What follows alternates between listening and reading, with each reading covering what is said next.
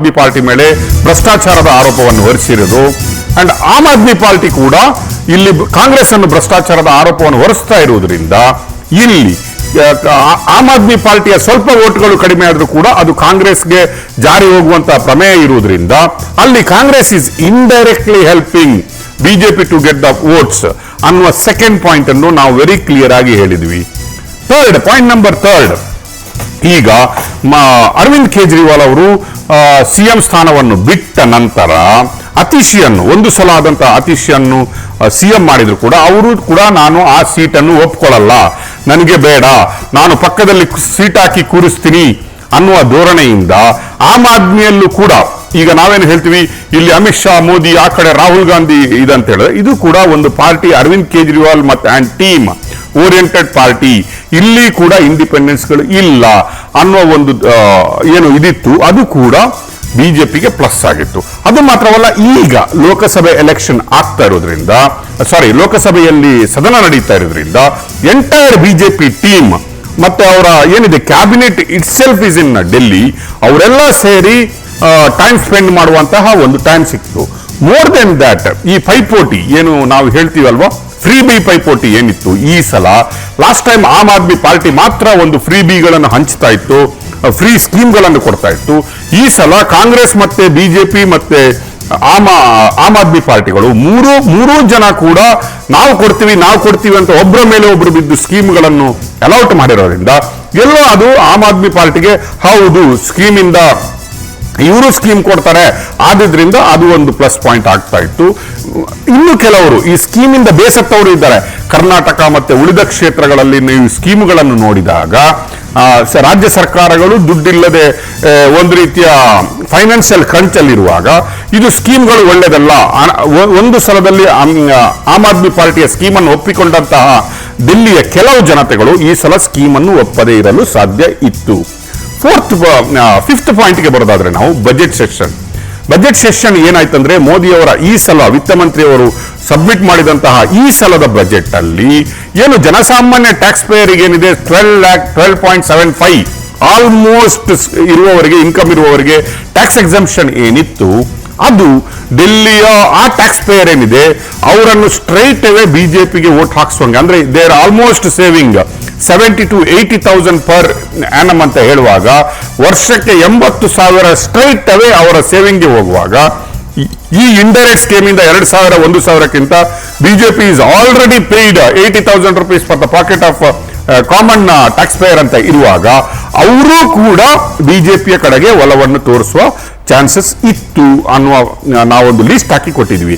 ಇಷ್ಟೆಲ್ಲ ಕ್ರೈಟೀರಿಯಾದೊಂದಿಗೆ ಬಿಜೆಪಿ ಸೆಳೆಯಬೇಕಾದ ಮತಗಳು 23 ಕ್ಷೇತ್ರಗಳಲ್ಲಿ ಎಷ್ಟಿತ್ತಂದ್ರೆ it is only to 500 votes ಆ ಕಡೆ ಈ ಕಡೆ ಆಗಿದ್ರು ಲಾಸ್ಟ್ ಟೈಮ್ ಇಂದ ಈ ತರಕ್ಕೆ.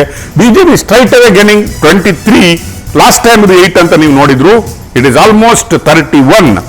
ಬಟ್ ಸ್ಟಿಲ್ ಡೆಲ್ಲಿಯಲ್ಲಿ ನಾವು ಹೇಳಿದ್ವಿ it's a very tough competition.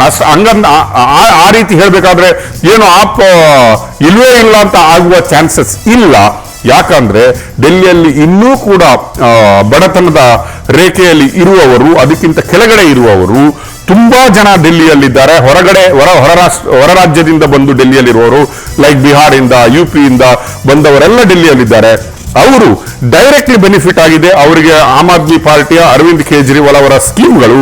ಅದು ಮಾತ್ರವಲ್ಲ, ಡೆಲ್ಲಿಯಲ್ಲಿ ಸ್ಕೂಲ್ಗಳು ಯಾವ ಸ್ಕೂಲ್ಗಳಿದೆ ಅಪ್ಗ್ರೇಡೆಡ್ ಸ್ಕೂಲ್ಸ್, ಒಂದು ರೀತಿಯ ಗವರ್ಮೆಂಟ್ ಸ್ಕೂಲಿನ ಮಾಡೆಲ್ ಅನ್ನು ಯಾವ ರೀತಿಯಾಗಿ ಅರವಿಂದ್ ಕೇಜ್ರಿವಾಲ್ ಅವರು ಮಾಡಿದ್ರು ಅದು ಒಂದು ಪ್ಲಸ್ ಪಾಯಿಂಟ್. ಆದ್ರೆ ವೈದ್ಯಕೀಯ ಕ್ಷೇತ್ರದಲ್ಲಿ ಅವರು ಮಾಡಿದಂತಹ ಸುಧಾರಣೆ ಅಂದ್ರೆ ಗವರ್ಮೆಂಟ್ ಹಾಸ್ಪಿಟಲ್ಗಳನ್ನು ಅರವಿಂದ್ ಕೇಜ್ರಿವಾಲ್ ಅವರು ಮಾಡಿದಂತಹ ಸುಧಾರಣೆಗಳು ಇನ್ನೂ ಡೆಲ್ಲಿಯ ಜನತೆ ಅದನ್ನು ಮರೆಯುವಂತಿಲ್ಲ. ಯಾಕಂದ್ರೆ that is one of the road model of India ಅಂತ ಹೇಳ್ಬೋದು. ಆ ಸ್ಕೂಲುಗಳು ಮತ್ತು ಆಸ್ಪತ್ರೆಗಳು ಅರವಿಂದ್ ಕೇಜ್ರಿವಾಲ್ ಅವರು ಇಂಡಿಯಾಕ್ಕೆ ಒಂದು ಮಾರ್ಗದರ್ಶನವನ್ನು ಕೊಡುವಂತಹ ರೀತಿಯಲ್ಲಿ ಡೆವಲಪ್ ಮಾಡಿದ್ದಾರೆ.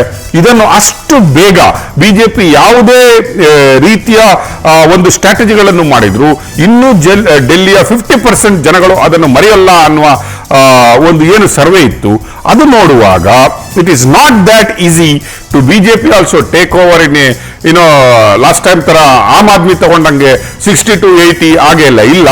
But again we predict BJP will lead 40+ ಒಂದು ಆ ರೀತಿಯ ಇದಕ್ಕೆ ಬಂದು ವಿನ್ ಆಗುವಂತಹ ಸರಳ ಬಹುಮತವನ್ನು ಆಗಾದರೂ ಟಫ್ ಕಾಂಪಿಟೇಷನ್ ಅಲ್ಲಿ ಬರ್ಬೋದು ಅನ್ನುವ ಸರ್ವೆ ನಾವೇನು ಕೊಟ್ಟಿದ್ದೀವಿ.